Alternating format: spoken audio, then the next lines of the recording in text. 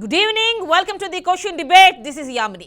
తుది దశకు ఆంధ్రప్రదేశ్లో కూటమి పొత్తులు చేరుకున్నాయి. ఢిల్లీ పర్యటనకు జనసేనాని సిద్ధమయ్యారు.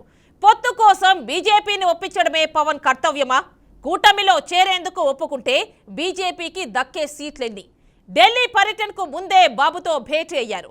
చంద్రబాబుతో పవన్ చర్చల సారాంశం ఏంటి? ఎప్పటిలోగా పొత్తులోకి బీజేపీ వచ్చే ఛాన్స్ ఉంది? ముగ్గురు కలిస్తే వైసీపీ పరిస్థితి ఏంటి? 2014 రిజల్ట్ రిపీట్ అవుతుంది. అంతకంటే మంచి ఫలితాలు వచ్చే అవకాశం ఉందా? మరోసారి రాష్ట్రంలో ఫ్యానే తిరుగుతుందా? ఇదే వాటి క్వశ్చన్ డిబేట్ టాపిక్. దీనికి సంబంధించి గెస్ట్ అవైలబుల్ ఉన్నారు. మనకి జనసేన నుంచి బొలిశెట్టి శ్రీనివాస్ గారు, టీడీపీ నుంచి బాలగురుస్వామి గారు, అదేవిధంగా వైసీపీ నుంచి ఉల్లాల భారతి దివ్య గారు. నమస్తే అండి. ఫస్ట్ ఆఫ్ ఆల్ ఒక్కసారి జనసేన వారి దగ్గరికి వెళ్దాం. బొలిశెట్టి శ్రీనివాస్ గారు, మీ అధినేత ఢిల్లీ బయలుదేరారు. ఏముంటుంది ఇక్కడ? అంటే బయట అందరూ అనుకోవడం అంటే ఇది ఖచ్చితంగా పొత్తుకు సంబంధించి ఒక ఫైనల్ క్లారిఫికేషన్ కోసమే వెళ్తున్నారు అని. మీరేమంటారు? డెఫినెట్గా అమ్మా, రేపు జరగబోయే అసెంబ్లీ ఎన్నికల కోసం ఆల్రెడీ తెలుగుదేశం జనసేన పొత్తు కుదిరిన విషయం మీకు తెలుసు. మరి దాంట్లో భాగంగానే బీజేపీ కూడా ఉంటే ఈ రాష్ట్రానికి మంచి చేయొచ్చు, ఏదైతే పెండింగ్ ప్రాజెక్టులను తీసుకురావచ్చని ఆలోచనతో పవన్ కళ్యాణ్ గారు పనిచేస్తూ ఉన్నారు. మరి అదే దశలో ఈ రోజు అక్కడ ఢిల్లీ పెద్దలతో మాట్లాడి ఎక్కడ ఎన్ని ఎంపీ సీట్లు ఇవ్వాలి, ఎన్ని ఎమ్మెల్యే సీట్లు ఇవ్వాలనేది తుది నిర్ణయం కోసమే చంద్రబాబు నాయుడు గారు అలాగే పవన్ కళ్యాణ్ గారు ఢిల్లీ వెళ్ళిపోతూ ఉన్నారు. ఇంకా దానికి టైం అఫీషియల్ గా ఫిక్స్ అవ్వలేదు. దానికి అవ్వలేదు కాబట్టి దాని టైం నేను చెప్పలేను. బహుశా రేపు అవ్వచ్చు, ఎల్లుండి అవ్వచ్చు. అంటే నడ్డా అండ్ అమిత్ షాతో భేటీ అవుతారు రేపు అంటున్నారు కదండి. అంటున్నారు కానీ అది ఇంతవరకు అఫీషియల్ గా ఖరారు అవ్వలేదు మేడం. డేట్ ఖరారు అవ్వలేదు. అంటే ఇంకా ఆలస్యమయ్యే ఛాన్స్ ఉందా? అంటే మీకు ఇంటర్నల్ గా ఎలాంటి ఇన్ఫర్మేషన్ ఉంది? అదే డెఫినెట్ గా 9వ తారీఖు లోపు అయితే ఇవన్నీ జరుగుతాయి మేడం. 9వ తారీఖు లోపు. అయితే ఇప్పుడు వెళ్ళడానికి ముందు చంద్రబాబుతో భేటీ అయ్యారు పవన్. మరి ఇక్కడ ఏం డిస్కస్ చేశారు? అది ఇంకా ఎవరికి బయటికి రాలేదు. ఆల్మోస్ట్ అన్ని బయటికి వచ్చే కాదు, వాళ్ళిద్దరు పర్సనల్ గా మాట్లాడుకున్న విషయం ఇద్దరు కూడా ఎవరికి చెప్పే పరిస్థితి కనపడలేదు. డిఫరెంట్ గా ఏంటంటే అన్ని మిగతా జాబితా అంతా ఒకేసారి రిలీజ్ చేయాలా లేకపోతే 2 విడతలుగా రిలీజ్ చేయాలని కూడా ఆలోచన చేశారు. దాంట్లో భాగంగా బీజేపీకి ఎక్కడ ఇవ్వాలి, ఎన్ని ఇవ్వాలి, ముందు కనుక మనం అఫీషియల్ అనౌన్స్ చేసిన తర్వాత మళ్ళీ మార్చినప్పుడు అక్కడ ఉన్న క్యాండిడేట్ ఇబ్బంది జరుగుతుంది. కాబట్టి ఈ బీజేపీ పొత్తు మీద ఈ సీట్లు సర్దుబాటు ఉంటుందని నా అభిప్రాయం. ఓకేనండి. అంటే ఇక్కడ సెకండ్ లిస్ట్ కి సంబంధించి ఈ డిస్కషన్ ఏమైనా వచ్చినట్టుగా కూడా అనిపిస్తోంది. అంటే బయట టాక్ వస్తోంది అలాంటి ఇన్ఫర్మేషన్. అది మాత్రమే కాదు, బీజేపీ పొత్తులోకి వస్తే అంటే ఇప్పుడు వెళ్ళి మీ అధినేత సెటిల్మెంట్ చేస్తే ఖచ్చితంగా వాళ్ళకి ఎన్ని సీట్లు ఇస్తాము, ఇలాంటి అంశాలపైన డిస్కషన్ అంతా కూడా నడిచింది అన్న ఒక ఇన్ఫర్మేషన్ వస్తుంది. మీరేం చెప్తారు? మీకు ఖచ్చితంగా తెలుస్తుంది. ఇప్పుడు ఈ రోజు జరిగిన టాపిక్ లో బీజేపీ కలిస్తే మనం ఎన్ని ఇవ్వాలి, వాళ్ళు ఎన్ని అడుగుతున్నారు, వాళ్ళ డిమాండ్ బట్టి ఎక్కువ ఎంపీ స్థానాలు ఆశించే పరిస్థితి కనపడుతూ ఉంది. ఒక 8 నుంచి 9 సీట్లు అసెంబ్లీ, ఒక 5 సీట్లు అయితే పార్లమెంట్ లో వారికి బలం ఉన్న చోట, ముగ్గురు గెలిచే చోట అడిగే అవకాశం ఉంది. అంటే ఇప్పటికే మీకు సీట్స్ చాలా తక్కువ అయ్యాయి కదండి శ్రీనివాస్ గారు. అంటే మీకు ఇచ్చినవి 175కి మాక్సిమం ఒక 24 అంటున్నారు. అందులో పార్లమెంట్ కూడా కలుపుకున్నారు కాబట్టి టెక్నికల్ గా ఒక 40 ఇచ్చినట్టుగా కూడా మీ అధినేత చెప్తున్నారు. అయినప్పటికీ కూడా 24 కదండి. మరి ఇప్పుడు బీజేపీని స్వయంగా మీ అధినేతే వెళ్ళి ఆహ్వానిస్తున్నారు. సో మరి మీకు సెకండ్ లిస్ట్ లో ఎన్ని, అంటే ఇప్పుడు అనుకున్నట్టుగా 24 అయినా వచ్చే ఛాన్స్ ఉందా? 24 దాటిన తర్వాతే అసెంబ్లీ స్థానాలు ఉంటాయి అమ్మ వాళ్ళకి. ఏమిటండి అంటే ఇస్తే 32 అవుతాయి కలిపి, జనసేన బీజేపీ కలిపి ఎంపీ స్థానాలు 7 అవుతాయి.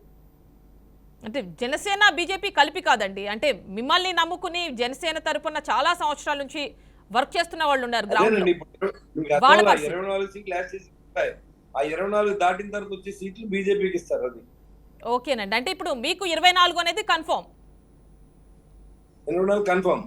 ఓకేనండి. మరి 24లో సెకండ్ లిస్ట్ లో ఎన్ని ప్రకటిస్తారు, ఎక్కడెక్కడి నుంచి అనేది? మొత్తం అన్ని ఒకేసారి ఛాన్స్ ఉందమ్మా. అంటే థర్డ్ లిస్ట్ లేదు, ఇంకా థర్డ్ లిస్ట్ లేదు, ఒకేసారి అనౌన్స్ చేసేస్తారు. బీజేపీతో పొత్తు అనేది అయితే అన్ని ఒకసారి వస్తాయి బయట.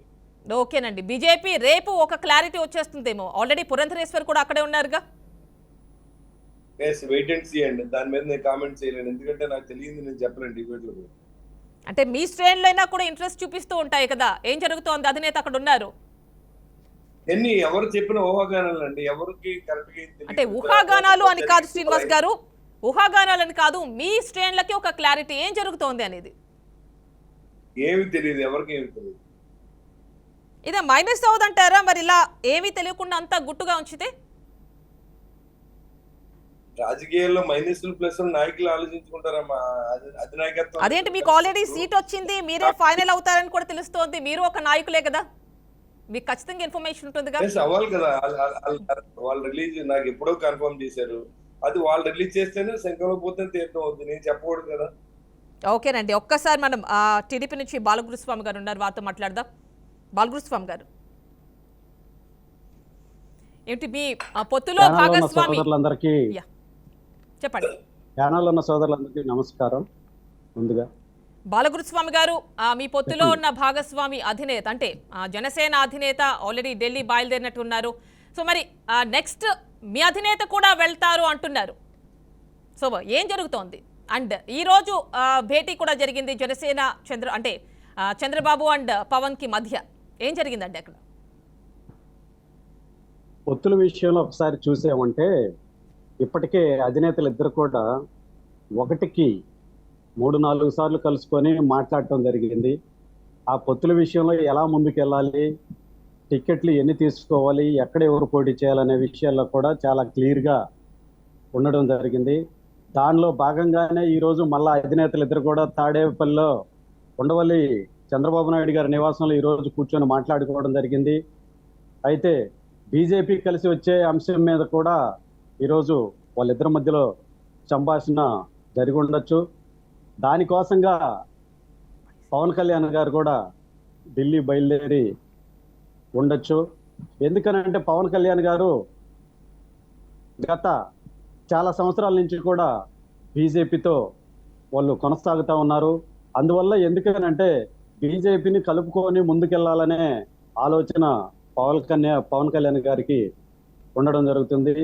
దానికోసంగా ఎందుకనంటే 2014 ఎలక్షన్లో కూడా జనసేన, బీజేపీ, తెలుగుదేశం పార్టీ కలిసే ఎలక్షన్కి వెళ్ళి ఉన్నారు. కాబట్టి మళ్ళా బీజేపీని కూడా కలుపుకొని వెళ్తే బాగుంటుంది.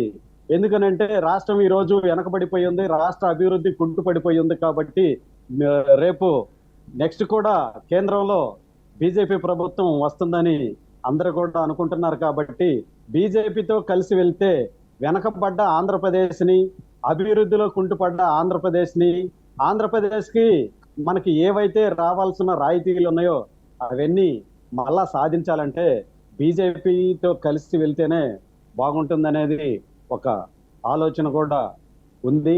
2014 ఎలక్షన్స్ లో కూడా గెలుపు బీజేపీదే, మోడీయే ఉన్నారు ప్రధానిగా. మరి అప్పుడు చేయనివి ఇప్పుడు చేస్తారు అంటారా? అప్పుడు అంతవరకు చేశారు, కొన్ని చేయలేకపోయారు. అవి కూడా ఇప్పుడు ఎందుకనంటే ఆ పొత్తుల్లో భాగంగా కూడా కలిసే క్రమంలో వాళ్ళకి ఇక్కడున్న పరిస్థితుల దృష్ట్యా వాళ్ళు ఎంపీ సీట్లు ఎక్కువ అడుగుతా ఉన్నారు. దానికి అనుగుణంగా ఈరోజు రేపు కేంద్రంలో మీతో కలిసి వస్తే, రేపు కేంద్రంలో అధికారంలోకి వచ్చిన తర్వాత ఆంధ్రాకి రావాల్సిన రాయితీలు కావచ్చు, ఆంధ్రాని చేయాల్సిన డెవలప్మెంట్ విషయంలో కూడా కావచ్చు, చంద్రబాబు నాయుడు గారు మాకు ఇవి చేయాలి అని చెప్పి ఖచ్చితంగా అడిగే పరిస్థితి ఉంటుంది. ఒకేసారి అన్ని చేయలేని పరిస్థితులు ఉంటాయి. కాబట్టి ఈ ఆంధ్రప్రదేశ్కి ఏం కావాలనేది చంద్రబాబు నాయుడు విజనరీ ఉన్న నాయకుడు. కాబట్టి ఖచ్చితంగా రేపు అధికారంలోకి వస్తే ఆంధ్రప్రదేశ్కి కావాల్సిన అంశాల మీద కూడా చాలా క్లియర్గా మాట్లాడి అవి సాధించుకునే క్రమంలో కూడా పొత్తులో ఒక భాగం అని చెప్పేసి నేను ఈ సందర్భంగా ఉందండి. విజనరీ ఉంది, అందుకే అది చూసే ఓటేశారు 2014లో. కాకపోతే మరి ఆర్థికంగా కూడా బలంగా ఉండాలి కదా. స్టేట్ లో ప్రస్తుతం ఆ పరిస్థితి ఉందంటారా? ఏపీలో ఆర్థికంగా బలంగా ఉండాలి. ఎందుకనంటే డెవలప్మెంట్ ఇక్కడ ఎక్కడన్నా చూసాము అనంటే ఆదాయం జనరేట్ చేసేదానికి ఎక్కడా కూడా ఈ వైసీపీ ప్రభుత్వం పనిచేయలేదు ఆ విధంగా. అందువల్ల ఎందుకనంటే అప్పుల కుప్పగా మారిపోయింది ఈరోజు ఆంధ్రప్రదేశ్.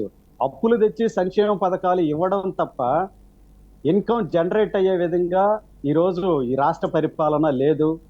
ఇక్కడ ఒక్కసారిగా చూసామంటే పారిశ్రామిక రంగంగా బాగా దెబ్బతినింది, అన్ని వెళ్ళిపోయినాయి. కాబట్టి ఈరోజు ఆంధ్రప్రదేశ్ ఆదాయంలో వెనకబడిపోయింది. కాబట్టి మనం ఆదాయాన్ని సమకూర్చుకునే ఆలోచన కూడా ఖచ్చితంగా చేయాల్సిన అవసరం ఎంతైనా ఉంది. అది ఒక్క చంద్రబాబు నాయుడు గారు అయితేనే చేయగలరు.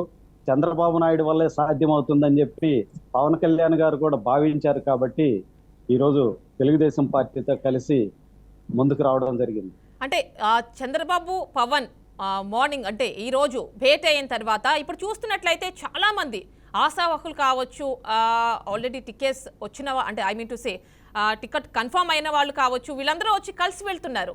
అంటే వాళ్ళలో ఒక కన్ఫ్యూజన్ ఉండుండొచ్చు అని అనుకుంటున్నారు. ఎందుకంటే బీజేపీని కలవడానికి పవన్ వెళ్తున్నారు, దానికి ముందే చంద్రబాబుని కలిశారు. మరి ఇంకెన్ని సీట్స్ ఇస్తారో వాళ్ళకి మనకేమన్నా ఉంటాయా? ఇలాంటి సందేహాలు ఉంటాయి కదా. సో ఏమంటారు మీరు?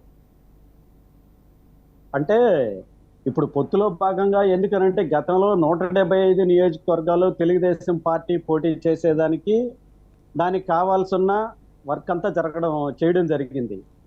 పవన్ కళ్యాణ్ గారితో జనసేనతో పొత్తు పెట్టుకున్న తర్వాత 24 సీట్లు వారికి ఇవ్వడంతో 151కి వచ్చేసింది. వీళ్ళల్లో 24 మంది త్యాగం చేసే పరిస్థితి వచ్చింది. ఇప్పుడు మళ్ళా నెక్స్ట్ కూడా బీజేపీతో కలిసి వచ్చే క్రమంలో ఇంకా అసెంబ్లీ సీట్లు వచ్చేటప్పటికి మేబీ నాకు తెలిసి 7-8 సీట్ల వరకు కూడా వాళ్ళకి కేటాయించే అవకాశం ఉంది. ఎంపీ సీట్లు కూడా 4-5 కేటాయించే అవకాశం ఉంది. ఇక్కడ అందరూ ఆలోచన కూడా ఎందుకనంటే ఎవరి సీట్లు అయితే మిస్ అవుతాయో వాళ్ళకి కొంత బాధ అనేది 100% ఉంటది. బాధ లేకుండా ఏముండదు. దానిలో భాగంగా ఎవరి సీటు మీద అనుమానం ఉంటుందో వాళ్ళ సీటు పోకుండా చేసుకునే క్రమంలో అధినేతని కలిసే పరిస్థితి తప్పకుండా ఉంటుంది. అందులో భాగంగానే నాయకులందరూ వెళ్ళి ఈరోజు కొంతమంది కలవడం జరిగింది. అయితే ఇక్కడ మెయిన్ అంశం ఏంటంటే రాష్ట్రం ఈరోజు అధోగతి పాలయ్యింది. కాబట్టి రాష్ట్రాన్ని రక్షించుకునే క్రమంలోనే ఈరోజు జనసేన తెలుగుదేశం పార్టీ పొత్తుంది. ఇంకా రాష్ట్రాన్ని అభివృద్ధి పదంలో ముందుకి తీసుకెళ్లాలంటే బీజేపీ కూడా కలిస్తే బాగుంటుందని భావించి వాళ్ళని కూడా కలుపుకునే క్రమంలో తెలుగుదేశానికి బీజేపీకి కూడా సయోధ్య కుదిరిచ్చే అంశంలో కూడా పవన్ కళ్యాణ్ గారు ఒక అడుగు ముందుకేసి ఇద్దరిని కలిపే ప్రయత్నం, సర్దుబాటు చేసే ప్రయత్నం కూడా చేస్తున్నారని చెప్పి నేను ఈ సందర్భంగా తెలియజేస్తున్నాను. అంటే ఇప్పుడు పవన్ వెళ్ళారు, తర్వాత చంద్రబాబు వెళ్తారని అంటున్నారు కదా ఢిల్లీకి. సో మరి ఏం మాట్లాడతారండి? ఎన్డీఏలో కలుస్తాము ఇలాంటివి ఉన్నాయి కదా, ఇలాంటి ఇన్ఫర్మేషన్ అంటే గతంలో కూడా ఎన్డీఏలో పనిచేస్తున్నారు చంద్రబాబు నాయుడు గారు. ఎన్డీఏ కన్వీనర్ గా కూడా చంద్రబాబు నాయుడు గారు ఒక టైంలో పనిచేస్తున్నారు. అందువల్ల ఈ రోజు వారితో కలిస్తే నాకు తెలిసి వాళ్ళు ఎన్ని సీట్లు కావాలనేది వాళ్ళు అడగడం జరుగుతుంది. ఆ సీట్లు కొంచెం అటు ఇటుగా సర్దుబాటు చేసుకుని ఇవ్వడం జరుగుతుంది.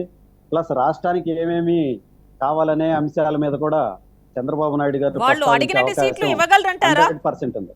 బాలగురుస్వామి గారు వాళ్ళు అడిగిన సీట్లు ఇవ్వగలుగుతారా? అడిగినన్ని సీట్లు అనంటే వారితో గతంలో 2014లో పొత్తు పెట్టుకోవడం జరిగింది. 2014లో పొత్తు ఉన్న ప్రకారం వాళ్ళకి ఆ రోజు కూడా వాళ్ళకి ఎక్కువ ఎంపీ సీట్లే వాళ్ళు కోరడం జరిగింది. దాంట్లో భాగంగానే 4 ఎంపీ సీట్లు ఇవ్వడం జరిగింది. ఈసారి కూడా 4 లేదా 5 ఎంపీ సీట్లు, 1-2 ఎక్కువ అడగొచ్చు. దాంట్లో ఎందుకనంటే సంస్థాగతంగా గ్రౌండ్ లెవెల్లో ఎక్కడైతే కొంత బలం ఉంటుందో ఆ బలాలకి సంబంధించి కులంకుషంగా విశ్లేషించుకొని మాట్లాడుకున్న తర్వాత వారికి ఎన్ని సీట్లు కేటాయించాలనేది వారికి కూడా అవగాహన ఉంది. ఎందుకనంటే బీజేపీ వారు కూడా ఆంధ్రప్రదేశ్ లో వాళ్ళకి ఉన్న ఓట్ బ్యాంకు, వాళ్ళకున్న బలం వాళ్ళకి తెలుసు. గతంలో ఈ పార్టీతో కలిసి నడుస్తున్నారు, గతంలో ఎన్ని సీట్లు తీసుకున్నారు అనేది వాళ్ళు చాలా క్లియర్ గా ఉన్నారు. కాబట్టి అంటే వాళ్ళకి తెలుసు అంటున్నారు బాలగురుస్వామి గారు, వాళ్ళకి తెలుసు వాళ్ళ బలం ఎంతో అంటున్నారు. మరి మీకు కూడా తెలుసు కదా, తెలిసే వాళ్ళు అడిగినన్ని సీట్స్ ఇస్తారా? ఎందుకంటే 1% ఓట్ షేర్ కూడా లేదు కదా. ఇప్పుడు వాళ్ళు అడిగినన్ని కాకుండా మేము ఇస్తామని కాకుండా మధ్య మార్గంగా వెళ్ళే పరిస్థితి 100% ఉంటుంది. ఓకే, అంటే మీరు కాదు వాళ్ళు కాదు, మధ్యలో ఒక నంబర్ అనుకుంటారు. అవును. ఓకేనండి. ఇప్పుడు ఆల్రెడీ మనకి పురంధరేశ్వరి అక్కడే ఉన్నారు. మీ తరపున ఏం మాట్లాడుతున్నారు అక్కడ? అప్పుడు 52 రోజులు జైల్లో అంటే రిమాండ్లో ఉన్నప్పుడు చంద్రబాబు ఆ టైంలో కూడా లోకేష్ను వెంట పెట్టుకుని వెళ్ళారు కదా. సో మరి ఇప్పుడు మీకు సంబంధించి ఎలాంటి కసరత్తు చేస్తున్నారు అక్కడ ఆవిడ? మాకు సంబంధించి కసరత్తు అంటే ఆవిడ అక్కడ బీజేపీ రాష్ట్రాన్ని రిప్రజెంట్ చేస్తున్నారా, లేకపోతే మీకు కూడా అనుకూలంగా అంటే వారి కుటుంబానికి సంబంధించిన పార్టీనే కదా. సో మరి ఎలాంటి అక్కడ ఎలాంటి డిస్కషన్స్ నడుస్తున్నాయి? ఇప్పుడు వారి కుటుంబానికి సంబంధించిన పార్టీ అయినా కూడా చాలా రోజుల నుంచి తెలుగుదేశం పార్టీకి దూరంగా ఉన్నారు. కాంగ్రెస్ లో ఉన్నారు, కాంగ్రెస్ లో కేంద్ర మంత్రిగా చేశారు, తర్వాత బీజేపీలోకి వెళ్ళారు. చాలా రోజులు బీజేపీలోనే కొనసాగుతూ ఉన్నారు. ఇప్పుడు కష్టాల్లో ఉన్నప్పుడు అండగా ఉన్నారు కదండి, కష్టాల్లో ఉన్నప్పుడు అండగా ఉన్నారు కదా. 100% కష్టాల్లో ఉన్నప్పుడు అది కుటుంబ నేపథ్యంలో ఎవరైనా, ఇంక్లూడింగ్ మీ ఆల్సో, నాతో సహా ఎవరైనా సరే మనకు సంబంధించిన కుటుంబ సభ్యుల్లో ఎవరైనా ఇబ్బందులు ఎదుర్కొన్న క్రమంలో మానవతా ధర్మంతో ఎవరైనా కూడా మద్దతు ఇవ్వడం అనేది 100% అది నగ్న సత్యం. ఎవరన్నా ఎవరు కాదన్నా కూడా దాంట్లో భాగంగానే ఈరోజు పురంధేశ్వరి గారు ఆ రోజు మాట్లాడారని చెప్పి మనం ఈ రోజు చెప్పుకోవడం జరుగుతుంది. ఆ క్రమంలోనే ఈరోజు ఎందుకనంటే ఇక్కడ తెలుగుదేశం పార్టీ జనసేనతో కలిసి వెళ్తే ఆంధ్రప్రదేశ్లో మనం ఎన్ని సీట్లు తీసుకోవచ్చు, ఎన్ని సీట్లు గెలవచ్చు అనేది వారికి కూడా ఒక అవగాహన ఉంటుంది. పొత్తులకి సంబంధించి దాంట్లో సయోధ్యలో కుదిరిచ్చే దాంట్లో అటు బీజేపీ నుంచి ఇటు తెలుగుదేశం పార్టీకి ఇటు జనసేనతో అందరితో కలుపుకొని మాట్లాడి పొత్తును ఫైనల్ చేసే దాంట్లో ఆవిడ కూడా కీలక భూమిక పోషిస్తుందని చెప్పి నేను అనుకుంటున్నాను. అంటే వాళ్ళు చెప్తున్నారు, బీజేపీ వాళ్ళు చెప్తున్నారు 370 సీట్లు మేము ఓన్గా కొడతాము, 400 సీట్లు అనేవి మేము మొత్తం కూటమిగా అంటే ఎన్డీఏ మొత్తం కలిపి కొడుతుంది అన్నట్టుగా చెప్తున్నారు. సో ఆ నంబర్ని 400 రీచ్ అవ్వడానికి మాత్రమే మిమ్మల్ని యూజ్ చేసుకుంటున్నారు అనుకోవచ్చా, లేకపోతే రాష్ట్రానికి ఏమైనా ప్రయోజనాలు ఇస్తారా ఇన్ కేస్ మీ కూటమి గెలిస్తే? రాష్ట్రానికి 100% ప్రయోజనాలు అనేది ఇస్తారు. ఆ నమ్మకం మాకుంది. అంటే లాస్ట్ టైం ఇవ్వలేదు కదండి, లాస్ట్ టైం ఇవ్వలేదు కదా, మరి ఈసారి ఎలా నమ్ముతారు ప్రజలు? ఇది ప్రజల వైపు నుంచి వస్తున్నటువంటి డౌట్. లాస్ట్ టైము కొన్ని ఏవైతే మనకి టెక్నికల్ ప్రాబ్లమ్స్ ఉన్నాయో వాటి వల్ల కొన్ని చేయలేకపోయారు. దాంట్లో మనం ఎన్డీఏలో నుంచి బయటికి రావడం జరిగింది. గతంలో ఎన్డీఏలో నుంచి బయటికి మేము ఎందుకు వెళ్ళామనేది బీజేపీ వాళ్ళకి తెలుసు. ఇప్పుడు మళ్ళా కలుపుకునే క్రమంలో బీజేపీ వాళ్ళకి కూడా అవగాహన ఉంది, తెలుసు కదా. వాళ్ళు లాస్ట్ టైం ఏవైతే కావాలని చెప్పారో అవి చేయలేకపోవడం వల్ల బయటికి వెళ్ళాం కాబట్టి ఈసారి కలవాలి అని అంటే వాళ్ళకి ఏం కావాలనేది క్లియర్ గా ఉంటారు, అడుగుతారు. అవి చేస్తేనే పొత్తు ముందుకెళ్తుందనే ఆలోచన బీజేపీ అగ్రనేతలకు కూడా ఉంటుంది కదా. ఓకేనండి, ఒక్కసారి మనం బొలిశెట్టి శ్రీనివాస్ గారితో మాట్లాడదాం. శ్రీనివాస్ గారు మీ అధినేత చెప్పున్నారు పవన్, చట్టసభల్లో మనకి ప్రాతినిధ్యం లేదు కాబట్టే ఇప్పుడు మనం టీడీపీతో కావచ్చు బీజేపీతో కావచ్చు కలిసి ఉండడం అనేది పొత్తు అనేది. సో మరి ఈ నేపథ్యంలో వాళ్ళకు కూడా ఒక నంబర్ కావాలి 400. సో ఈ 400 సీట్లు అనేది వాళ్ళకు కావాలి కాబట్టి సో మరి ఆ విధంగానే మిమ్మల్ని వాళ్ళు ఒక రకంగా యూజ్ చేసుకుంటున్నారు అనుకోవచ్చా, లేకపోతే రాష్ట్రానికి ఏమైనా ప్రయోజనాలు చేకూరుస్తారా? మీరు చెప్పండి. కళ్యాణ్ గారి ఆలోచన అయితే 100% ఈ రాష్ట్రానికి పోలవరం ప్రాజెక్ట్ పూర్తి చేయాలి, ప్రత్యేక హోదా ఇవ్వలేదు, దానికి రావాల్సిన బుందేల్ఖండ్ తరహాగా 3 జిల్లాలని డెవలప్మెంట్ కూడా చేయలేదు అనే దాని మీద కళ్యాణ్ గారు అయితే 100% రాష్ట్ర అభివృద్ధి దిశగా వాళ్ళ నెంబర్ మనకు అనవసరం మేడం. వాళ్ళకి ఏ నెంబర్ వచ్చినప్పుడు కూడా ఈ రాష్ట్ర అభివృద్ధి దిశగా కళ్యాణ్ గారి ఆలోచన ఉంటుంది. దానికోసమే పూర్తిగా పనిచేస్తాను కూడా నేను తెలియజేస్తాను. అంటే పవన్ కళ్యాణ్ ఆయన అభిప్రాయం మీరు చెప్తున్నారు, కేవలం చట్టసభల్లో ప్రాతినిధ్యం లేకపోవడం ఒక్కటే కాదు, ఆయన రకరకాలుగా చెప్తున్నారు. ప్రత్యేక హోదా ప్రయోజనాలు కావచ్చు, ఇంకా ప్యాకేజ్ కావచ్చు, ఇలాంటివన్నీ కూడా చెప్తున్నారు. ఇప్పుడు ఏపీలో ఉన్నటువంటి గవర్నమెంట్ని ఎదుర్కోవాలి అంటే ఖచ్చితంగా ఒక శక్తి కావాలి కాబట్టే కూటమి అని ఆయన అంటున్నారు. డెఫినెట్ గా మేడం, ఇప్పుడు ఈ ఏదైతే ఏపీలో 2019 నుంచి 24 వరకు పరిపాలన వైఎస్ జగన్మోహన్ రెడ్డి గారు ఈ యొక్క రాష్ట్ర ప్రజలు ఇచ్చిన ఓటు పర్సంటేజ్ ఎందుకు వాడుకున్నారంటే రాష్ట్ర అభివృద్ధి కోసం కాకుండా వారి యొక్క కేసుల నిమిత్తం వాళ్ళ తమ్ముళ్ళు అరెస్ట్ చేయకుండా ఉండడం కోసం ఆయన మీద పెట్టిన కేసులు ప్రొలాంగ్ చేయడం కోసమే వాడుకున్న విషయం ఇక్కడ జనం కూడా గమనించారు. వాళ్ళు బీజేపీని మీరు నిలబెట్టి అడిగే పరిస్థితి ఉన్నప్పుడు కూడా, మీకు రాజ్యసభలో వాళ్ళ బలం లేనప్పుడు కూడా ప్రతిదానికి మీరు వాళ్ళు ఏం చెప్తారు సై అన్నారు, ఇక్కడికి వచ్చి నయ్యి అన్నారు. ఇవాళ పోలవరం ప్రాజెక్ట్ పూర్తి చేయలేదు, అమరావతి నగరం పూర్తి చేయలేదు, కనీసం ఇవాళ ప్రత్యేక హోదా గురించి మాట్లాడినటువంటి ఎంపీలు మరి విభజన హామీలను ఏది కూడా ఇంప్లిమెంట్ చేయకపోయినప్పుడు కూడా మాట్లాడలేదంటే ఆయన సొంత లోపం కోసం ఈ రాష్ట్ర వేసిన జనాల యొక్క ఓట్లు తాకట్టు పెట్టిన విషయాన్ని మనం రాష్ట్ర ప్రజలు గమనించారని నేను అభిప్రాయపడతా ఉన్నా. ఆ దిశగా కాకుండా ఈసారి బీజేపీతో మనం కలిస్తే తప్పనిసరిగా వాళ్ళతో మంచితనంగానే ఈ ప్రాజెక్ట్ అన్ని పూర్తి చేయించాలని ఆలోచనతో పవన్ కళ్యాణ్ ఉన్నారు. డెఫినెట్ గా చట్టసభలో ఉండాలి మేడం. చట్టసభల్లో వాయిస్ వినిపిస్తేనే వాళ్ళకు కూడా అర్థం అవుతుంది. బయట నుంచి 100 మాట్లాడినా ప్రజలు రిప్రజెంటేషన్ చేసేది చట్టంలోకి వెళ్ళినోళ్లే కదా, మన రిప్రజెంటేషన్ చేసే కదా వాళ్ళ చట్టాలు చట్టసభకు పంపుతాం. మరి అలాంటి వ్యక్తులు లేనప్పుడు మన వాయిస్ ఎవరు వినిపిస్తారనేది మినియండాలకు వచ్చింది మేడం. ఆ విధంగా ఈ రోజు రాబోయే 2024 ఎలక్షన్ కి ఖచ్చితంగా మన చట్టసభల్లో ఉండాలి. మన డిమాండ్ ప్రజల డిమాండ్, మన డిమాండ్ అంటే ఆంధ్ర రాష్ట్ర ప్రజల యొక్క వాయిస్ ని చట్టసభలో వినిపించాలనేది పవన్ కళ్యాణ్ గారి ఆశ. అంటే 2014లోనూ బీజేపీతో ఉన్నారు, 2019లోనే ఉన్నారు, 2014లో తెలుగుదేశం గవర్నమెంట్ కూడా వచ్చింది. మరి ఆ టైంలో బీజేపీ ఏం చేసింది? అండ్ ఈ 10 yearsలో మోడీ ఏం చేశారు? వాళ్లే కేంద్రంలో ఉన్నారు కదా. అప్పుడు కూడా పవన్ కళ్యాణ్ గారు ఎక్కడ పార్కులు లేదు, చట్టసభలో లేదు. అది కూడా మీరు గమనించాలి. ఇవాళ అప్పుడు ఉన్నటువంటి తెలుగుదేశంతో కూడా మేము కొన్ని విషయాల్లో విభేదించడం కారణం ఏంటంటే, ఆ రోజు పొత్తులో మనం వాళ్ళు కలిసి పనిచేసినప్పుడు కూడా ఆ రోజు వాళ్ళు చెప్పిన కొన్ని చేయలేదనే ఉద్దేశంతోనే పవన్ కళ్యాణ్ గారు బయటకు రావడం బీజేపీ నుంచి టీడీపీ నుంచి మీరు గమనించే ఉంటారు. ఇప్పుడు మళ్ళీ వెళ్ళడం ఏ విధంగా చూడాలండి? అప్పుడు మోసపోయాము అంటున్నారు, మళ్ళీ ఇప్పుడు వెళ్తున్నారు, వాళ్ళతో కలిసి అడుగులు వేస్తున్నారు. ఇప్పుడు రాష్ట్రం నాశనం అవుతుంది. పక్కన ఆర్థిక వ్యవస్థలన్నీ దెబ్బతింటున్నాయి. ఇక్కడ వ్యాపారాలు లేవు, ఇక్కడ రియల్ ఎస్టేట్ లేదు, నిర్మాణ రంగాలు లేవు, యువతకు ఉద్యోగాలు లేవు, వేరే చోటుకి వెళ్ళి ఉద్యోగాలు చేయాల్సిన అవసరం. పోలవరం ప్రాజెక్ట్ పూర్తి చేయలేదు, ప్రత్యేక హోదా గురించి మాట్లాడలేదు. కనీసం ఇవన్నీ మాట్లాడలేనప్పుడు ఈ ప్రభుత్వాన్ని దింపవలసిన అవసరం ఉంది. కాబట్టి అది మన బాధ్యతగా గుర్తించి ఈ ప్రయత్నం చేసాం. అంతేగాని ఒకళ్ళ మనం చేయలేని పరిస్థితి. ఇదంతా జగన్మోహన్ రెడ్డి గారితో ఎలక్షన్ చేయలేనప్పుడు అందరూ కలిసి ఎలక్షన్ చేయాలనే ఆలోచనతో ఇవాళ కలవడం జరిగింది. ప్రజల శ్రేయస్సు కోసం కలవడం జరిగింది. ఓకేనండి. అంటే ఇప్పుడు మనం చూస్తున్నాం, చాలా రోజుల నుంచి ఈ పొత్తు వ్యవహారం అనేది నానుస్తూ వస్తోంది. బీజేపీ ప్రకటించట్లేదు బహిర్గతంగా ఉంటుందా లేదా అనేది. ఇప్పుడు ఉంటుంది అంటారా లేదంటారా ఫైనల్ గా? అంటే ఇదే ఫైనల్ గా, అంటే ఎలక్షన్స్ ముందు వెళ్తున్నారు అనుకోవచ్చా పవన్? ఇంకా మళ్ళీ ఏమన్నా ఢిల్లీ టూర్స్ ఉంటాయా? డెఫినెట్ గా ఇది పొత్తు ఉంటుందని నేను అభిప్రాయపడుతున్నాను. అంటే ఉంటుంది కాకపోతే వాళ్ళ డిమాండ్స్ ఏంటి? వాళ్ళ వల్ల మీకేమైనా లాసా?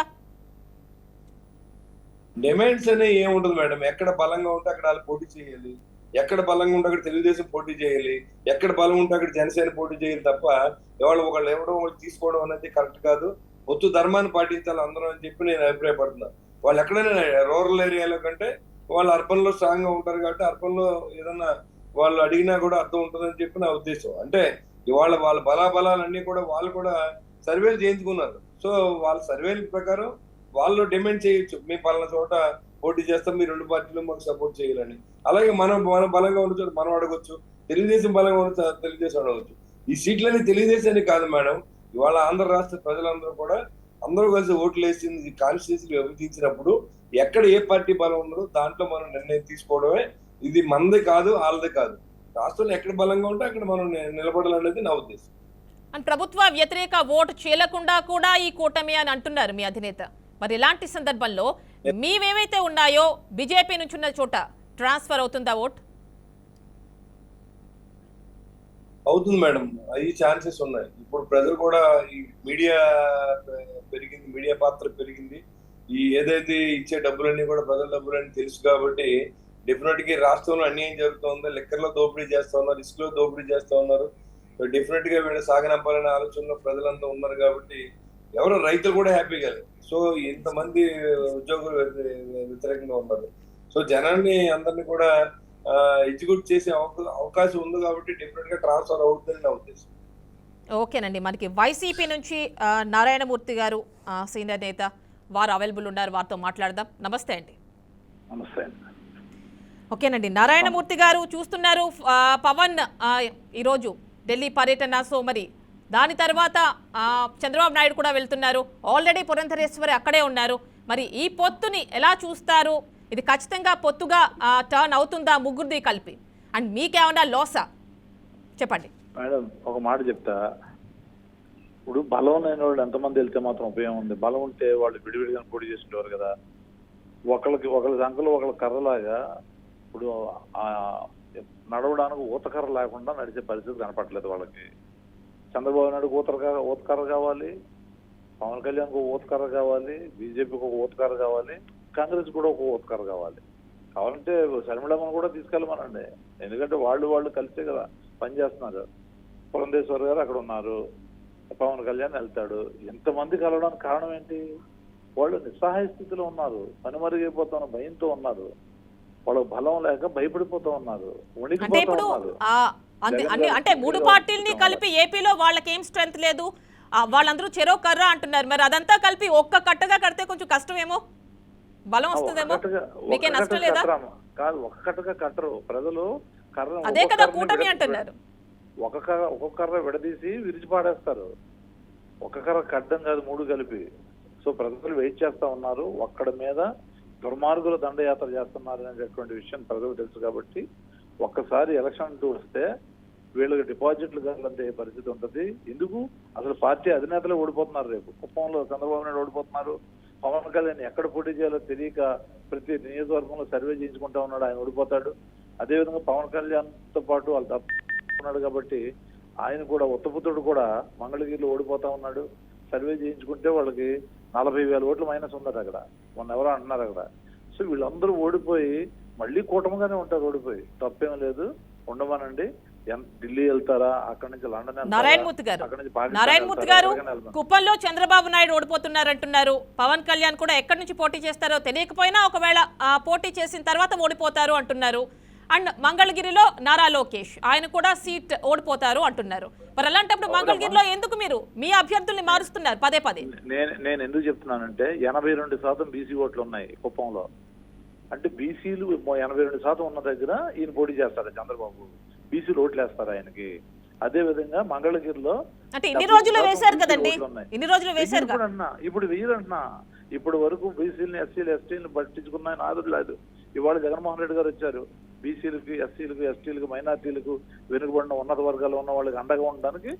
అంటే ఇప్పుడు ఇక్కడ ఒక విషయం అండి, ఇక్కడ ఒక విషయం, ఇప్పుడు మీరు బీసీ గురించి మాట్లాడుతున్నారు. సో మరి అంతకుముందు ఎవరున్నారండి మంగళగిరిలో? ఆర్కేనే కదా?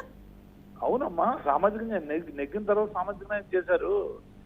అక్కడ ఇద్దరికి 2-3 పదవులు ఇచ్చారు, 4 పదవులు ఇచ్చారు, ఎమ్మెల్సీ ఇచ్చారు, అప్కో చైర్మన్ ఇచ్చారు, సీనియర్ అధ్యక్షుడు ఇచ్చారు, అన్ని పదవులు బీసీలకు ఇచ్చారు. జగన్మోహన్ రెడ్డి గారు ఇచ్చారు, ఇంతకుముందు చంద్రబాబు నాయుడు. ఎందుకు మరి ఈ మార్పులు చేర్పులు ఏవైతే మీరు చాలా గత కొద్ది నెలలుగా చేస్తున్నారు, అందరూ కూడా కేవలం బీసీలు ఎక్కువగా కనిపిస్తున్నారు కదా? ఆ కామెంట్స్ కూడా వస్తున్నాయి బయట పార్టీస్ నుంచి. సామాజిక న్యాయం చేస్తా ఉన్నారు. సామాజిక న్యాయం చేసే ప్రక్రియలో కారణంగా ఇవన్నీ కూడా మార్పులు చేర్పులు చేస్తా ఉన్నారు. ప్రతి ఒక్కరూ మార్చిన ప్రతి ఒక్కరూ నెగ్గుతారు. ఏం చింతపడాల్సిన అవసరం లేదు. బీసీ ఎస్సీ ఎస్టీ మైనార్టీలు ఇప్పటి వరకు అణగారిపోయారు. ఇప్పుడు గౌరవం దక్కుతుంది, రాజకీయంగా ఉన్నత పదవులు దక్కుతున్నాయి, ఆర్థికంగా స్వావలంబం దక్కుతుంది. వీటిలన్నిటితో మహిళా సాధికారత దక్కుతుంది. మేము 175కు 175 సీట్లు కొట్టడం ఖాయం. అంటే మీకు ఈ పొత్తు కన్ఫర్మ్ అయింది అనుకోండి, బీజేపీ కూడా వచ్చి జాయిన్ అయింది అనుకోండి, మరి వాళ్ళకి ఏంటి ప్లస్ ఆర్ మైనసెస్, అండ్ మీకున్నటువంటి మైనసెస్ ఏంటి వాళ్ళకి ప్లస్ అయ్యేది? వాళ్ళు మైనస్లు ఏంటంటే అమ్మా, బీసీలు పట్టించుకోలేదు, ఎస్సీలు పట్టించుకోలేదు. అదేంటి ఇప్పుడు బీసీ డిక్లరేషన్ అంటున్నారు కదా? BC declaration madam, declaration election వరకు ఉంటది, ఆ తర్వాత తీసి పాడేస్తారు. 2014లో వాళ్ళు పెట్టిన ఏదైతే డిక్లరేషన్లు, ఆ వాగ్దానాలు చేసిన మేనిఫెస్టో ఏదైతే ఉందో అది నెగ్గిన మరుక్షణం ఆయన ఆన్లైన్ తీసేశారు. రైతులను మోసం చేశారు, మహిళలను మోసం చేశారు, విద్యార్థులను మోసం చేశారు, యువతను మోసం చేశారు. జాబులు అన్నారు, ఇవ్వలేదు. ఓకే, మీరన్న జాబ్ విషయానికే వద్దాం. మీరు కూడా ప్రామిస్ చేశారు కదా, జాబ్ క్యాలెండర్ అన్నారు, ప్రతి సంవత్సరం 6,000 జాబ్స్ అన్నారు. లేవు కదా? జాబులు ఇచ్చామో తెలుసా మీకు? మేము ఎన్ని జాబులు ఇచ్చామో తెలిసే మాట్లాడుతున్నారా?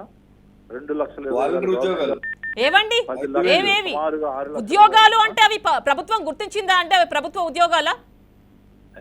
ఏంటమ్మా అవి ప్రభుత్వ ఉద్యోగాల వాలంటీర్స్ అవి? వాలంటీర్ల గురించి మాట్లాడాను నేను. 2,20,000 గవర్నమెంట్ ఉద్యోగాలు అంటే వాలంటీర్ల చెప్పండి, మీరే చెప్పాలి. 2,50,000 మంది వాలంటీర్లు. గ్రామ సెక్రటరీ, వార్డు సెక్రటరియట్ లో 1,36,000 ఉద్యోగాలు ఇచ్చాం. హెల్త్ డిపార్ట్మెంట్ లో 60,000 ఉద్యోగాలు ఇచ్చాం. ఎడ్యుకేషన్ డిపార్ట్మెంట్ లో 50,000 ఉద్యోగాలు ఇచ్చాం. తెలియకపోతే డిపార్ట్మెంట్ నుంచి ఇన్ఫర్మేషన్ తీసుకొని మాట్లాడాలమ్మా. వాళ్ళకి అజ్ఞానులు. నారాయణమూర్తి గారు, మీరు ప్రతి సంవత్సరం జాబ్ క్యాలెండర్ రిలీజ్ చేస్తానని చేశారా? ఇది చెప్పండి. నేను ఒక మాట చెప్తున్నానమ్మా, చెప్పండి. దాని గురించి జాబ్ క్యాలెండర్ కంటే కూడా ఎక్కువ ఉద్యోగాలు ఇచ్చామన్నా. నేను జాబ్ క్యాలెండర్ కంటే కూడా 2 సంవత్సరాల క్వాలిఫికేషన్ కి తగ్గ జాబ్స్ ఇచ్చారా? క్వాలిఫికేషన్ కి తగ్గ జాబ్స్ ఇచ్చారా నారాయణమూర్తి గారు? Direct question. క్వాలిఫికేషన్ మించి జాబులు ఇచ్చాం. క్వాలిఫికేషన్ కి మించి ఓకే మీకు అలా అనిపిస్తుంది, అంతే కదా? టాపిక్ వదిలేద్దాం. మీకు కనపడకపోతే మనం ఏం చేయలేము. మీరు కూడా అక్కడ నుంచి బయటకు రావాలి. క్వాలిఫికేషన్ కి మించి ఎలా ఇస్తారో మరి నాకైతే తెలియదండి, మీరే చెప్పాలి. జాబులు ఇచ్చాం, 6 లక్షల జాబులు ఇచ్చాం. ఎంఎస్ఎంఈ అదే మీరు చెప్పిందే చెప్తున్నారు కానీ అడిగిన క్వశ్చన్ కి ఆన్సర్ చేయట్లేదండి. నేను చెప్పాను ఆల్రెడీ, మీరు పదే అడుగుతున్నారు, మీకు అర్థం కాక. నేను చెప్తున్నాను మంచి జాబులు ఇచ్చామని. వాలంటీర్ క్వాలిఫికేషన్ కి మించి ఏ గవర్నమెంట్ జాబ్ ఇవ్వదండి. ఎందుకు ఎవరు? ఓకే, ఒక్కసారి హోల్డ్ లో ఉండండి. ఇక్కడ మనకి జనసేన నుంచి బొలిశెట్టి శ్రీనివాస్ గారు ఉన్నారు, వారితో మాట్లాడిద్దాం. శ్రీనివాస్ గారు, ఎక్కడైనా గవర్నమెంట్ క్వాలిఫికేషన్ కి మించి ఏదైనా జాబ్ ఇస్తుందా?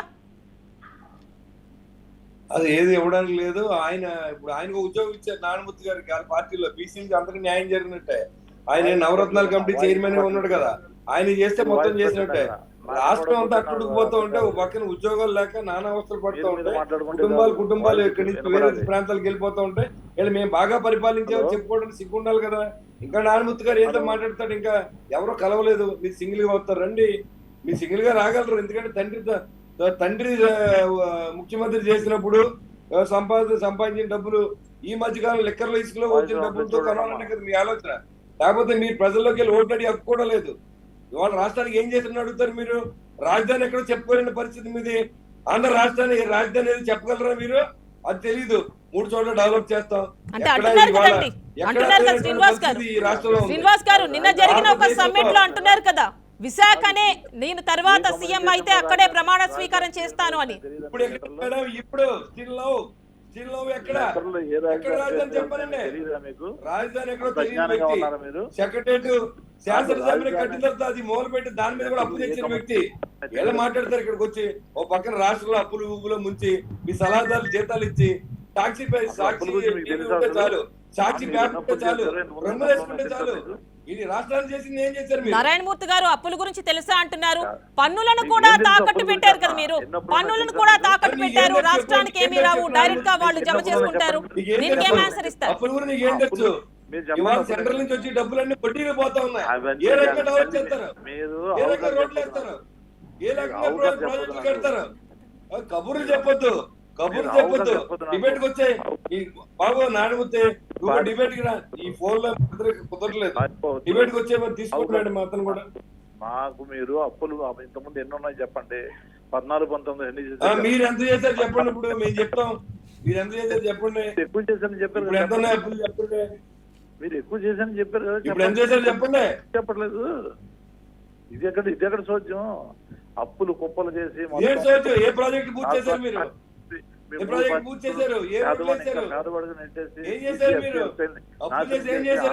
ముందుకు పోయి మీరు మాట్లాడతారు. 2 చోట్ల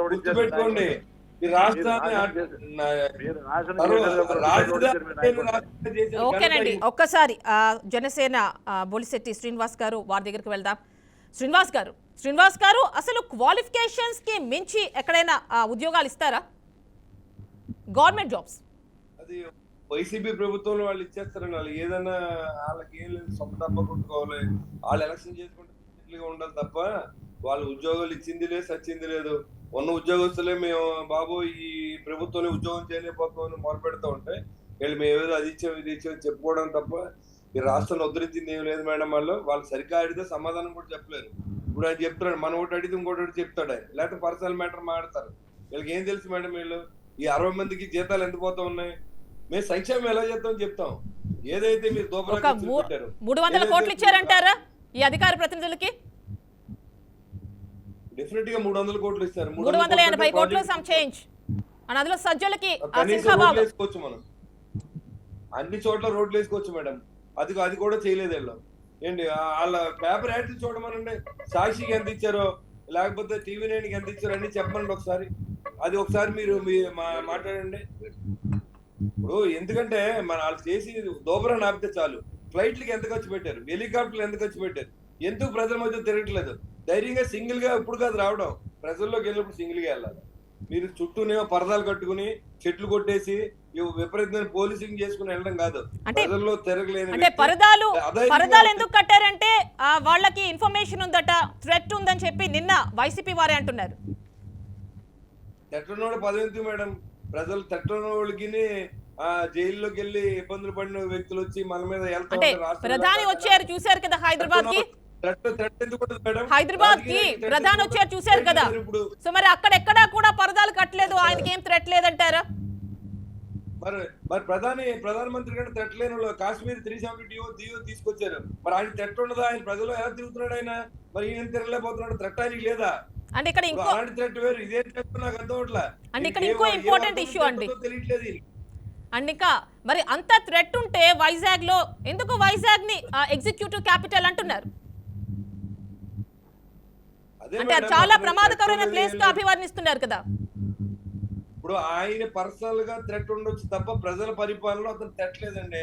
ప్రజల్లో తిరిగి కదా ఆయన ఓట్లు అడిగాడు. ఇప్పటికి తేడా ఏంటి? అప్పుడు లేని థ్రెట్ ఇప్పుడు ఏమొచ్చింది అని అడుగుతున్నా, సమాధానం చెప్పాలి కదా.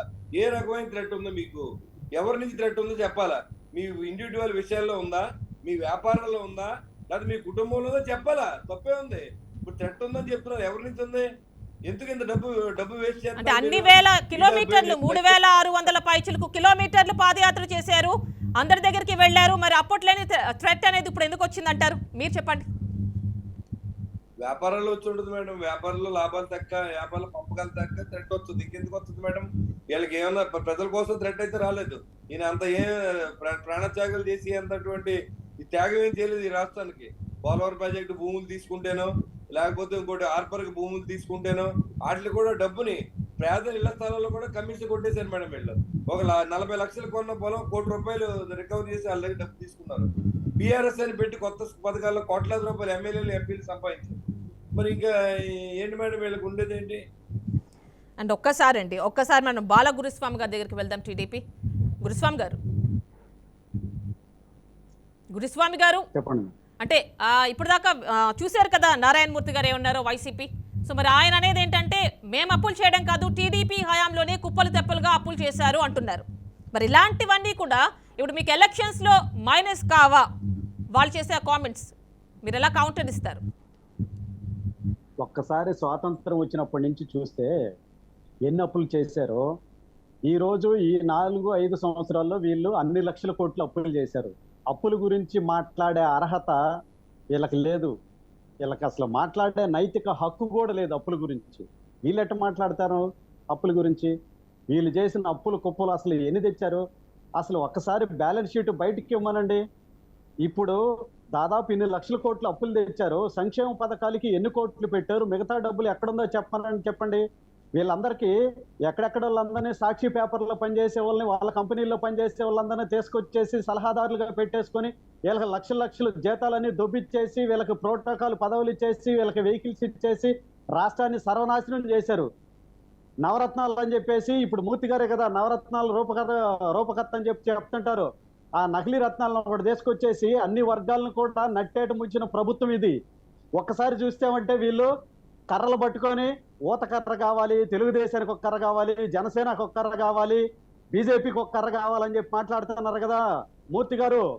ఆ 3 కర్రలు కలిపి కొడితే రాష్ట్ర బార్డర్ కూడా దాటి పారిపోయే పరిస్థితి ఈ వైసీపీ ప్రభుత్వానికి రాబోతుంది. ఇది గుర్తుపెట్టుకోండి.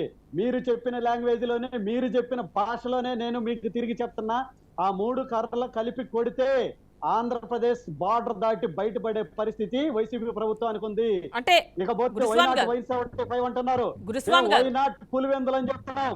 మీరు పులివెందులు గురుస్వామి గారు ఇందాక నారాయణమూర్తి గారు నారాయణ మూర్తి గారు ఇందాకేమంటున్నారంటే అంటే ఒక్కో పార్టీని బీజేపీ, టీడీపీ, జనసేనని ఒక్కో కర్రగా అభివర్ణించారు. సో విరగొట్టేస్తారు జనం అంటున్నారు వాళ్ళ ఎలక్షన్స్ లో వాళ్ళ తీర్పు ద్వారా. అంటే మీ ముగ్గురు కలిస్తే ఒక కట్ట అన్నది ఆయన యాక్సెప్ట్ చేయట్లేదు. అంటే ప్రజలు ఇప్పుడు ఈ కూటమిని ఎవరికి వాళ్లే విడిగా చూస్తారు అని ఆయన అంటున్నారా?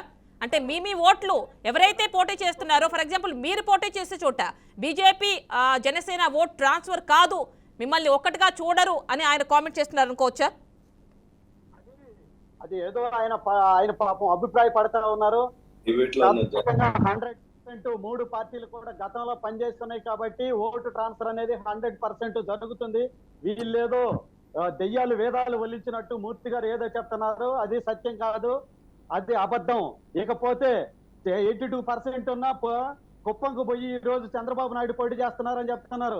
అయా మూర్తి గారు, ఇప్పటికి 7 ఎలక్షన్స్ దాదాపు 35 సంవత్సరాల నుంచి 37 సంవత్సరాల నుంచి వ్యక్తి చంద్రబాబు నాయుడు గారు ఇన్నిసార్లు గెలిచి ఈ రోజు కొత్తగా కుప్పం పోయి పోటీ చేసి ఉంటే బీసీలు ఎక్కువగా ఉన్న దగ్గర వెళ్ళి చంద్రబాబు నాయుడు పోటీ చేస్తున్నారని మీరు విమర్శ చేస్తే దానికి అర్థం ఉంటది. ఇప్పుడు 8వ ఎలక్షన్ కూడా అక్కడే కంటెస్ట్ చేయబోతున్నాడు. అది గుర్తుపెట్టుకోండి. మీరు పులివెందులో గెలిచే పరిస్థితి లేదు, అది మర్చిపోయి మీరు మాట్లాడుతున్నారు. ఈ రోజు మంగళగిరిలో గెలుస్తామని చెప్తున్నారు. ఈ రోజు మా యువ నాయకుడు, దమ్మున్న గట్స్ ఉన్న నాయకుడు, ఎప్పుడో తెలుగుదేశం పార్టీ ఏర్పడిన నాటి నుంచి 2 సార్లు మాత్రమే తెలుగుదేశం గెలిచింది మంగళగిరిలో. కంటిన్యూగా ఓడిపోయే సీటుకి దమ్మున్న లీడర్ కాబట్టి మా లోకేష్ బాబు గారు వచ్చేసి అక్కడ పోటీ చేయడం జరిగింది. అటువంటి సీట్లో కూడా తక్కువ మైనస్ లో పోవడం జరిగింది. ఇంకొకసారి చూసామంటే మంగళగిరిలో మీరు ఆర్కేని పక్కకు వెళ్ళిపోయాడు సీట్ లేదంటే. ఓకేనండి, ఒక్కసారి ఈ క్వశ్చన్స్ మనం వైసీపీ నుంచి సత్యం గారు అవైలబుల్ ఉన్నారు, వారితో మాట్లాడదాం ఒకసారి. ఇప్పుడు మళ్ళీ ఇంకొక ఆమెను తీసుకొచ్చారు గురుస్వామి గారు. మా లోకేష్ బాబు గారు ఎవరిని పోటీ పెట్టాలో కూడా తెలియని పరిస్థితిలో అగమ్య గోచరంలో మీరున్నారు. మీరున్న పరిస్థితికి మీరు అనేది జనాలే చూస్తా ఉన్నారు. ఒక్క నిమిషం అండి, మనకి వైసీపీ నుంచి సత్యం గారు అందుబాటులో ఉన్నారు, వారిని అడుగుదాం క్వశ్చన్స్. మీరు అడిగే క్వశ్చన్స్ అన్ని అక్కడ అడుగుదాం. లేదని చెప్పి నేను చెప్తున్నాను ఈ సందర్భంగా. ఓకేనండి, ఓకే. సత్యం గారు నమస్తే అండి. నమస్తే. సో చూస్తున్నారు కదా, పవన్ ఢిల్లీ పయనం. సో నడ్డాతో కావచ్చు, అమిత్ షాతో కావచ్చు రేపు భేటీ ఉంటుందంటున్నారు. మరి కన్ఫర్మ్ అయిపోతున్నట్టే అనిపిస్తోంది బీజేపీ, జనసేన, టీడీపీ అలయన్స్ అనేది. చెప్పండి, మీకేమన్నా ఎలా అనిపిస్తోంది చూస్తుంటే? మీకేమన్నా నష్టమా? జనంలో వీళ్ళు నవ్వులు పాలైపోతున్నారండి. ఏమిటండి పొత్తుల కోసం వెంపర్లాడడం? ఇంతకు ముందు అన్నగారు తెలుగు ఆత్మగౌరవం ఢిల్లీలో తాకట్టు అన్నారు. వీళ్ళు ఎక్కడ తాకట్టు పెడుతున్నారండి? ఇప్పుడు వీళ్ళు ఎక్కడికి పోతున్నారు? ఇప్పుడు మన ఆత్మగౌరవం ఎక్కడ పెడుతున్నారు? వీళ్ళంతా ఆ తెలుగు తెలుగు పౌరుషాన్ని ఎక్కడ తీసుకుపోతున్నారండి వీళ్ళు? వాళ్ళకి రమ్మనండి, వాళ్ళు ఇచ్చే పరిస్థితి లేదు, కలిసే పరిస్థితి లేదు. ఆ జగన్ ఎదుర్కొన్న ధైర్యం, దమ్ము లేదు వీళ్ళకి. వాళ్ళు రాకపోతే వీళ్ళు ఏమి చేయలేరు. అయినప్పటికీ ఎంతమంది కలిసా ఏం కలిసా సరే చెప్పారు, వస్తుంది, 1 సంవత్సరం కొట్టబోతున్నాం, ఇందులో ఎటువంటి అనుమానం లేదండి. మీ వాయిస్ క్లియర్ గా లేదండి, కొంచెం సరిగా వినిపించట్లేదు. ఓకేనండి, అంటే ఇప్పుడు సెకండ్ లిస్ట్ కూడా ప్రకటించబోతోంది. ఓకేనండి, సెకండ్ లిస్ట్ కూడా ప్రకటించబోతోంది కదా టీడీపీ, వైసీపీ. ఇప్పుడు బీజేపీ వెళ్ళి కలిసి వచ్చిన తర్వాత, చంద్రబాబు నాయుడు కూడా వెళ్ళొచ్చిన తర్వాత ఢిల్లీ. సో మరి సెకండ్ లిస్ట్ ఒకేసారి, ఇంకా థర్డ్ లిస్ట్ ఇలాంటివి ఏమీ ఉండవు.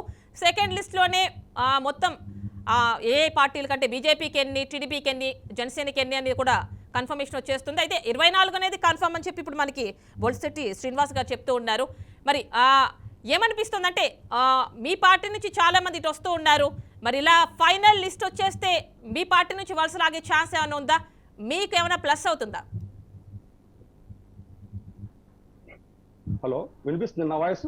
వినిపిస్తోందండి. సత్యం గారు చెప్పండి, నా క్వశ్చన్ మీకు వినిపించిందా? కదండి వీళ్ళు ఓకే అండి, క్లియర్ ఉందండి. జనసేన వాళ్ళు గతంలో క్యాప్షన్ పెట్టుకుని తిరిగేవారండి, ఎవడరా మనల్ని ఆపేదని. 24 సీట్లతో వీళ్ళని ఎవరండి ఆపారు? గొంతు చించుకొని నాగు నుంచి సీఎం సీఎం సీఎం అని గాండ్రించిన ఆ అభిమానులు అండి వాళ్ళు. రాజకీయ కార్యకర్తలు కాదు, వాళ్ళు స్వచ్ఛమైన అభిమానులు. ఆయన్ని సీఎం గా చూడాలనుకున్నారు. సీఎం సీఎం అని అనునిత్యం, అది సినిమా ఫంక్షన్, ఏ ఫంక్షన్, ఎక్కడైనా సరే పిచ్చి వాళ్ళగా చాలా స్వచ్ఛమైన కుర్రాళ్ళు సీఎం సీఎం అని వాళ్ళు తాపత్రయపడ్డారు. 24 సీట్లతో వల్ల ఎవరండి ఆపింది? ఎందుకంటే 24 సీట్లతో ఆగిపోయాడు ఆయన. ఎక్కడికి పోతున్నారు? రాజకీయాలు పక్కన పెట్టండి, అభిమానం అంటూ ఉంటుందండి. అంటే ఆయన చెప్తున్నారు కదా అంతకు ముందు నాకు 2019 లో మాకు కొంచెం 24 సీట్లతో బిల్లు ఎవరు ఆపింది అన్నారు. ఓకేనండి. సీట్లతో వాళ్ళని ఓకే, ఒక్క నిమిషం అండి. సత్యం గారు మనకి జనసేన నుంచి బొలిశెట్టి శ్రీనివాస్ గారు ఉన్నారు, వారు రెస్పాండ్ అవుతారు మీ క్వశ్చన్ కి. సో విన్నారు కదండి.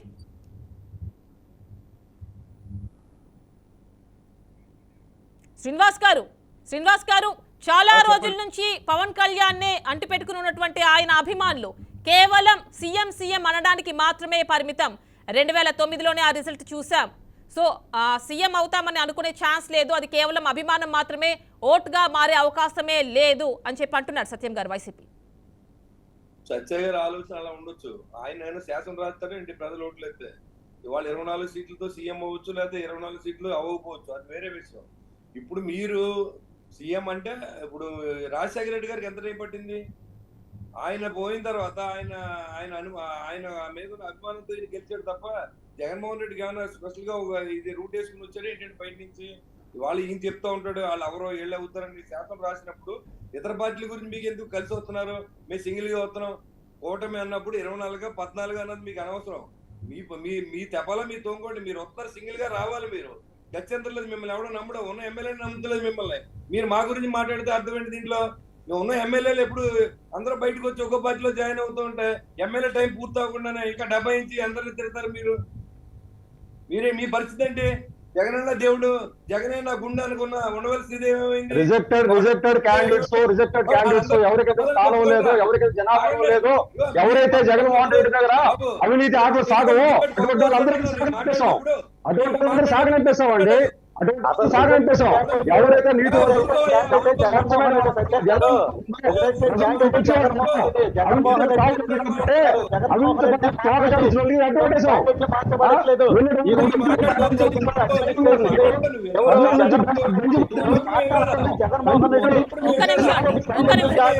ఎవరైనా ఒక్కరు మాట్లాడండి. సత్యం గారు ఒక్క నిమిషం. మీ క్వశ్చన్స్ కి ఇక్కడ శ్రీనివాస్ గారు రెస్పాండ్ అవుతున్నారు, ఒక్కసారి అవకాశం ఇద్దాం. ఇప్పుడు rejected candidate Jaganmohan Reddy rejected క్యాండిడేట్లు మారుస్తామని చెప్పారు. మరి ఒక నియోజకవర్గంలో రిజెక్ట్ అయిన క్యాండిడేట్ ఇంకొక నియోజకవర్గంలో అభ్యర్థిగా ఎందుకు ప్రకటిస్తున్నారు? దాదాపు ఇన్ని ట్రాన్స్ఫర్లు ఎందుకు చేశారు? రిజెక్టెడ్ క్యాండిడేట్ ఎందుకు ట్రాన్స్ఫర్ చేస్తున్నారు? చూడండి, మూర్తి గారు డిబేట్ లోకి వస్తే లాస్ట్ టైం కూడా డిబేట్ లోకి వచ్చిన మూర్తి గారు మధ్యలో పారిపోయాడు. ఈ మూర్తి గారు ఎందుకు డిబేట్ లోకి వస్తాడో, ఎందుకు పారిపోతాడో తెలియదు. అడిగినటికి సమాధానాలు చెప్పడు. మధ్యలో మీరు వచ్చారు, ముందు నుంచి ఏం జరిగిందో తెలియదు. సింహం సింగిల్ గా వస్తుందని మీరు అంటున్నారు. అసలు మా పొత్తులతో మీకెందుకు? మేము ఎన్ని సీట్లు తీసుకుంటే మీకెందుకు? మేము ఎన్ని చోట్ల పోటీ చేస్తే మీకెందుకు? ప్రజాస్వామ్యంలో ఉన్నామండి, మీ ఇంటి వ్యవహారం కాదండి.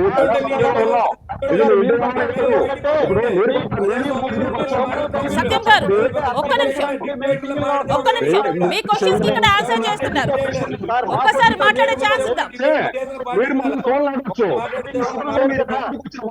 ఇప్పుడు బొలిశెట్టి గారు చెప్పారు మీరు ముందు వార్త నేర్చుకోండి, అనే ముందు వార్త నేర్చుకోండి.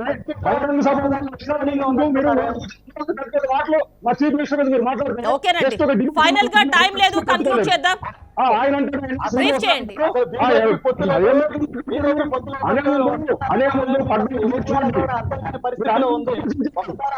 ఓకేనండి, thank you so much for joining. Janasena నుంచి బొలిశెట్టి శ్రీనివాస్ గారు, టీడీపీ నుంచి బాలగురుస్వామి గారు, అదేవిధంగా వైసీపీ నుంచి సత్యం గారు అండ్ ఇందాక ఫోన్ లైన్లో అందుబాటులోకి వచ్చారు వైసీపీ నుంచి నారాయణమూర్తి గారు. Thanks for joining. సో చూశారు కదండి, ఢిల్లీ పయనమయ్యారు జనసేనాని. మరి ఈసారి ఖచ్చితంగా బీజేపీ పొత్తు కన్ఫర్మ్ చేసుకునే వస్తారా? ఇదంతా కూడా వేచి చూడాలి. ఇది వాల్టి question debate topic. Stay tune to BRK news Telugu సత్తా.